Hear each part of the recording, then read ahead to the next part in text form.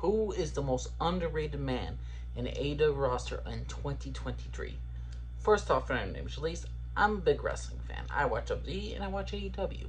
And I did like who's the most underrated women's in entire AEW. I do WWE as well. So in 2023, who is the most underrated male wrestler?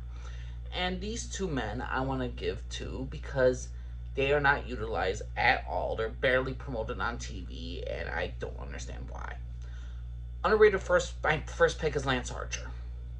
Murder Hawk Monster. Remember when he debuted in AEW? He had Jake the Snake, and he had Jake the Snake Roberts helping him out. He was going against Cody Rhodes. That was a high point in his career in AEW. And the thing is, though, he deserves so much more. Why isn't he like in? If he's not in AEW, if he's not on Rampage, if he's not on Collision, put him, I don't know, in ROH. Do something with this man. He's a big dude that has a lot of talent. You get him some a worker, you get him somebody who matches his skill, you're gonna get an A+ match. And you could get good storytelling out of this character. You could get a good champion out of this character. Murder Hawk Monster deserves a lot more. The other person I believe that is so underrated in AEW, I'm gonna give to the Bulgarian Brute. No, not Rusev, Miro, the Godless One, God's favorite champion. He started off a little rocky in AEW with him and Kip Sabian. He was the best friend, and then he became Miro, the TNT champion. Probably, if one of the greatest TNT champions of all time. The only one that beats him right now to me is Christian Cage. But he elevated that title to new heights. His entire storylines, and now he went against God. He was fighting against Malachi Black, and then he suddenly just came off television.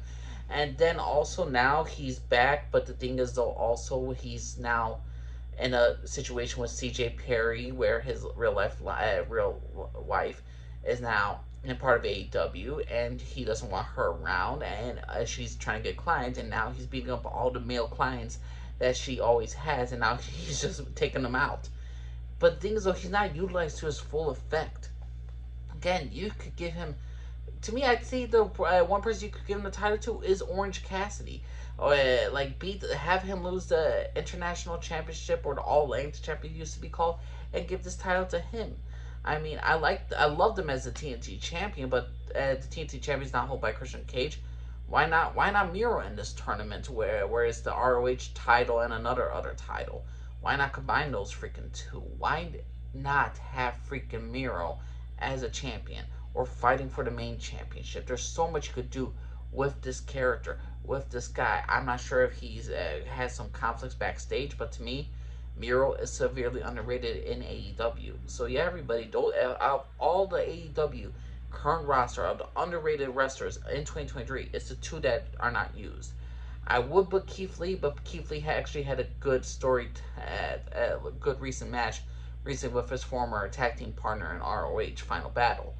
But overall, Lance Archer, Miro, definitely the most underrated in AEW roster right now. What's your personal think, everybody? Do you think Miro's underrated? You think Powerhouse Hobbs is overrated? Underrated? Or which character or which wrestler you think is severely underrated in AEW as male superstars of 2023? Please know what you all think. Thank you, Lisa, for everybody. Bye.